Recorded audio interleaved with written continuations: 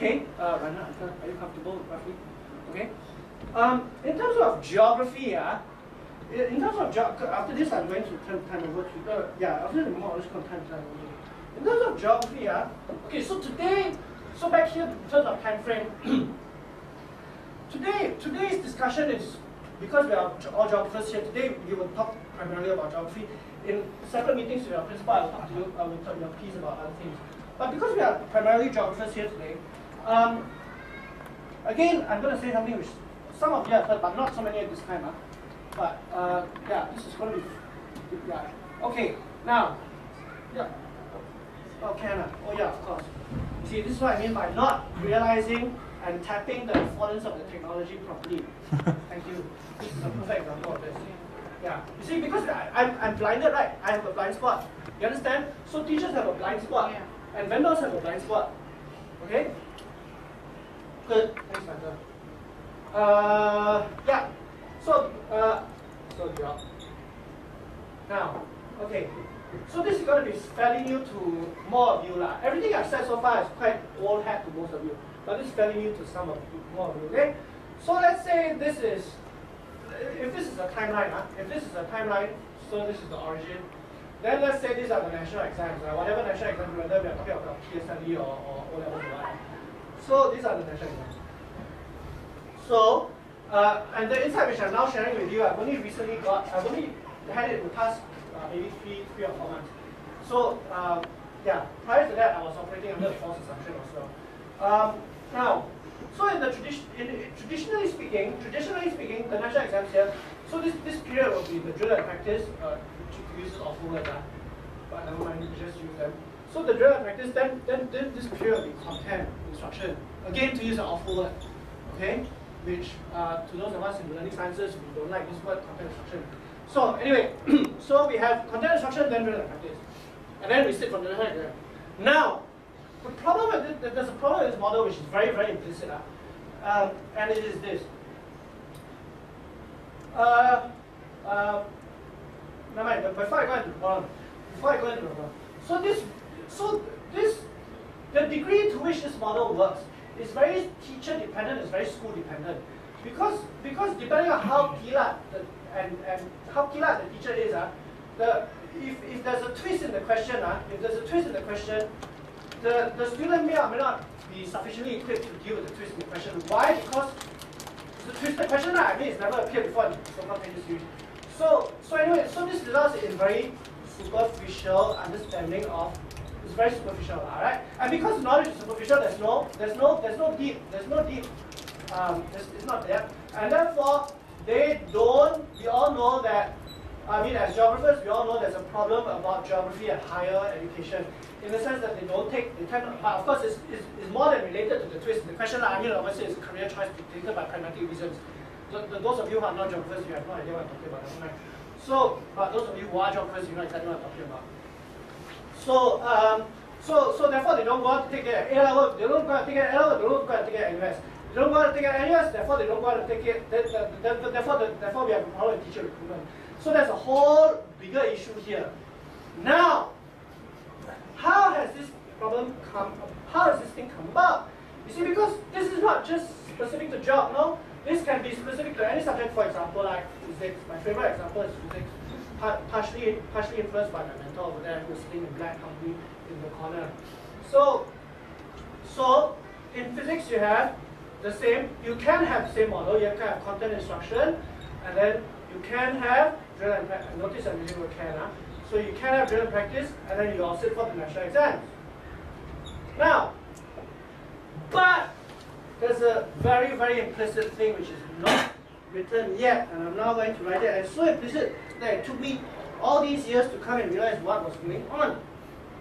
Oh, by the way, so before I go on to the implicit thing, so when people ask me, oh, okay, so where does the second life intervention come in this kind of thing? Then all of us, myself, Habiba, and the other curriculum people and the ETD officers, I think for a long time we all saw this as kind of like replacing or substituting part of the content instruction. Okay? Of course, we are not, by the way, we are not stupid as to go and ask you to for the time frame, for the time frame, we're not trying to, except for the IT club, of course, the IT club have to be at school, right? Because it's at school. But we're not saying like you want to stay back. The lesson plans that we design, and it's we design, not somebody imposes it on you. The lesson plans that we design will of course be substitutionary in nature. Okay. So now, so for a long time we saw the second line intervention as being partial substitutionary and to this part. Now, the hidden thing which it took me a very long time to understand, but thanks to that, actually I do have to credit you. You're such a genius, but I can't. You're the smartest person. I don't know how to respond to that. Okay, anyway, alright. You should do your doctorate. Okay, anyway. I'm a lazy guy, I don't like doing doctorate. Is that there's something called intuitions here. And that's you're not coming in. There's something called intuitions here. And these intuitions are very, very tacit. For example, if I were to let go of my pen, I know it'll drop. How come I know it will drop if I were to let go of my pen? Because when I learned as a child that if I were to accidentally drop, just play around, things will respond. I was going to say things will respond to gravity, but I don't know that as a child. Things will drop. Okay, it's only in secondary school when you learn the content, and then you learn about Newton's laws, and then you learn about gravity, then you can articulate why it's dropping. But you don't have to understand all that to know that it will drop, because you have an intuition about the discipline. However, for geography in Singapore, it's okay in geography in the UK, Why is it okay in geography in the UK? Why is it okay in geography in the American? Why is it okay in geography in Hong Kong? It's okay in geography in the UK, Hong Kong, and America, and Australia, because where do they develop the intuitions from? They develop the intuitions from when they go exploring the rambling countryside, even in Hong Kong, because Hong Kong has got actual mountains, terrain variation, and it's got the new territories and everything. Okay, so they intuitively know, they intuitively have an understanding of rivers, of erosion, of wind, of stuff like that, but not here, and not because not because we are small. The fact that we are small is overplayed. No, it is not, because yes, being small is part of the problem, but it's not because we are small. The problem is that we are like super urbanized, and that we have, to use the proper geographical term, we have low relief. Flat. Okay? By urbanized, I'm not referring to HDB flats alone. I'm referring to like the canalization of all our natural drainage, and everything just causes these stupid floods in Orchard Road, and people don't understand why it's flooding. His favorite coffee shop got flooded, so. Okay? And similarly, when you all these landslides in Bukit Timah and Ngee Polytechnic, everybody's like scratching their head. You don't scratch your head. You know why? Oh, by the way, to get on my stupid hobby horse. Sorry, I need to make this back. Hobby horse just left. I make Hobby horse back so that she can laugh along the joke.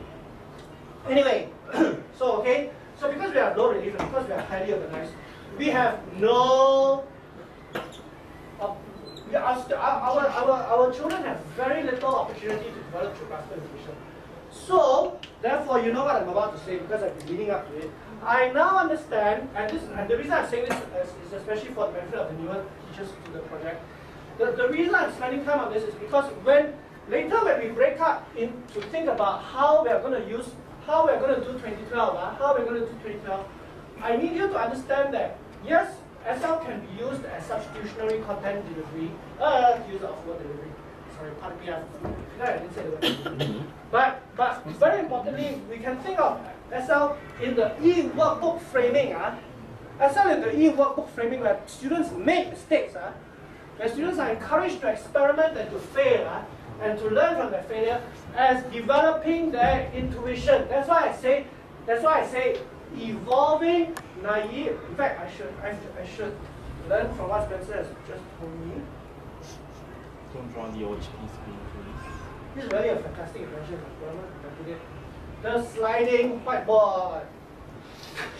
This is an interactive whiteboard. Oh yes, it is an interactive whiteboard in the best sense. Exactly, thank you. So where they express the evolving, naive, because all these are intuitions, right? You're developing intuitions. Okay? And once you get the intuitions, then you can, so in other words, we are making up for the fact that the children that come to us don't have these kinds of geographical intuitions. Okay? That's how I see it. That's how I see geography myself. Okay? Not so much as pure making the textbook come alive kind of thing. Okay? So now, okay, so now, and it's just like, I didn't plan on using all formats, but it seems to be quite nice. Did my last sentence get captured? Now, so let's see. Yes.